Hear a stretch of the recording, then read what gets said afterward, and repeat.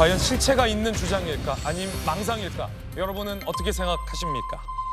먼저 이재명 대표의 논란의 그 발언부터 들어보겠습니다. 살자고 하는 일이고 또 살리자고 하는 일인데 정치가 오히려 죽음의 장이 되고 있는 것 같습니다. 상대를 제거하지 않으면 불안하고 정치가 전쟁이 되고 있는 것 같습니다. 이번 선거는 권력에 대한 심판 선거입니다. 법으로도 죽여보고 펜으로도 죽여보고 그래도 안 되니 칼로 죽이려고 하지만 결코 죽지 않습니다. 법으로도 이 대표를 죽여보려 했다. 펜으로도 이 대표를 죽여보려 했다. 이 법은 검찰의 기소를 의미하는 것 같고 펜은 언론을 의미하는 것 같습니다. 안 되니까 칼로 죽이려 했지만 실패했다. 이런 의미인데 마치 누군가가 이 대표를 검찰을 이용해서 언론을 이용해서 이것도 안 되니 이제는 칼로 죽이려 했다라는 주장으로 들립니다. 여러분 어떻게 생각하십니까? 진수희 양관님. 네. 이 대표는 상당한 피해의식이 있는 것 같다라는 분석이 정치권에서 나오는데 법으로도 펜으로도 죽이려 했다. 안 되니 칼로 죽이려 했다. 이 발언 어떻게 들으셨습니까? 피해의식이 있는 거는 제가 뭐 이해는 됩니다만 그래도 야당 대표로서 공당의 대표로서 듣기에 따라서는 뭔가 배후를 암시하는 듯한 약간 음모론적인 그런 내용이었어서 예. 제가 굉장히 유감스럽고요. 제가 이재명 대표 복귀하면서 제가 기대했던 모습이 있었어요. 일성도 있었고. 근데 그걸 무참히 접어버렸는데 무슨 말씀인가 하면 이 지금 야당 대표에 대한 정치적인 테러라는 엄청난 큰 사건 이후에 저는 그 민주당의 대응을 보면서 상황 관리를 참 못한다.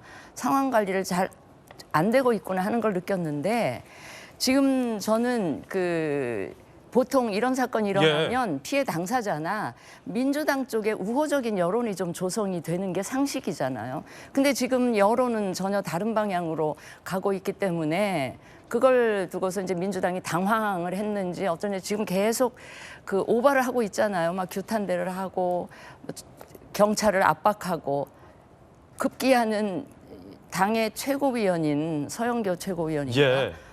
무슨 윤 대통령의 추종자 이러면서 또 약간 음모론에 불을 지피고 네. 급기야는 이제 이재명 대표 복귀하면서 저런 말씀을 하셨는데 제가 기대했던 거는 이재명 대표가 왜 병원에서 퇴원하시면서 하신 말씀이 있어요. 전쟁 같은 정치를 종식시키자. 제가 먼저 노력하겠다. 그래서 저는 어제 나오시면서 민주당 내부를 좀 향해서 우리 이제 자제하고 경찰이 수사를 계속한다 했으니 경찰 수사 좀 지켜보자.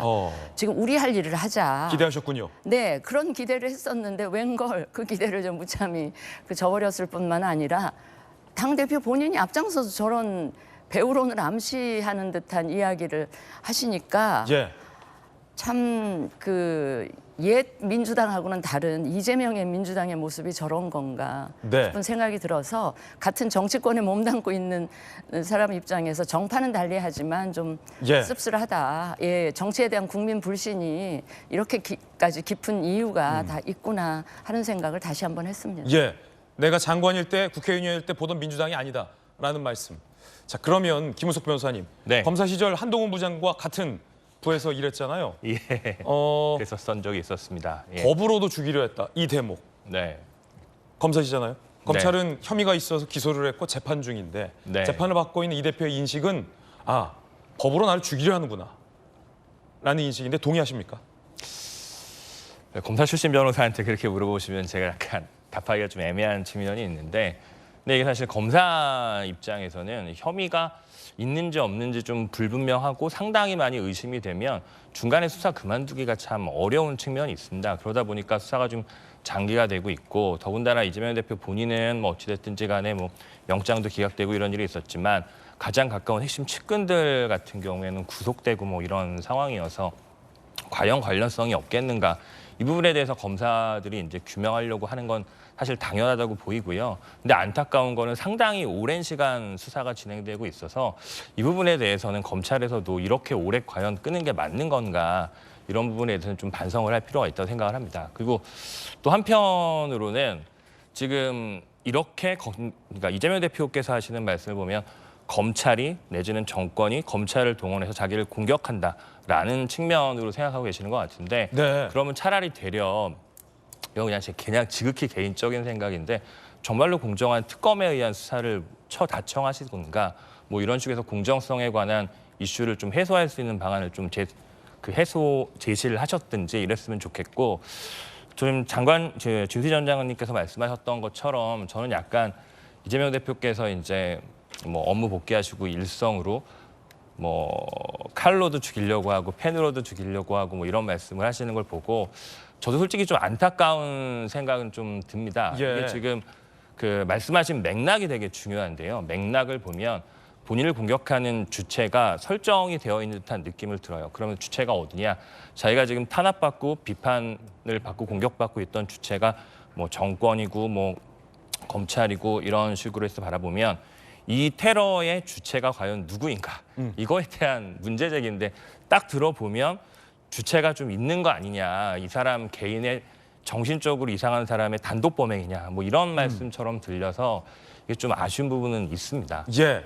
한동훈 비대위원장은 이 대표의 이 발언을 두고 이쯤 되면 이 정도면 망상이라고 비판했습니다. 들어보시죠.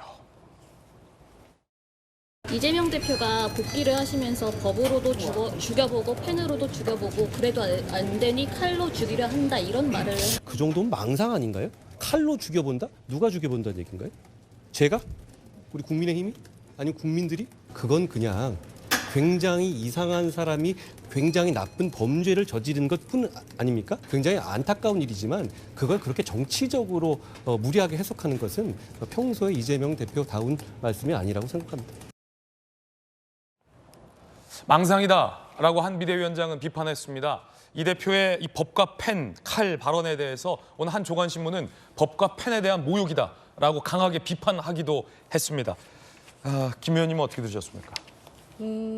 그게 딱히 뭐 법, 펜, 칼 이것이 누군가를 지칭해서 내가 이렇게 당했으니 가만두지 않겠어 이런 차원은 아니라고 생각해요. 그러니까 당신도 이제 퇴원하고 또 집에서 쉬다가 보름 만에 복귀를 했는데 선거 앞둔 1월 1일부터가 얼마나 중요합니까? 그 시기를 다 이렇게 놓쳐버린 것에 대한 회한도 있을 것이고 여러 가지 생각을 했을 거 아닙니까?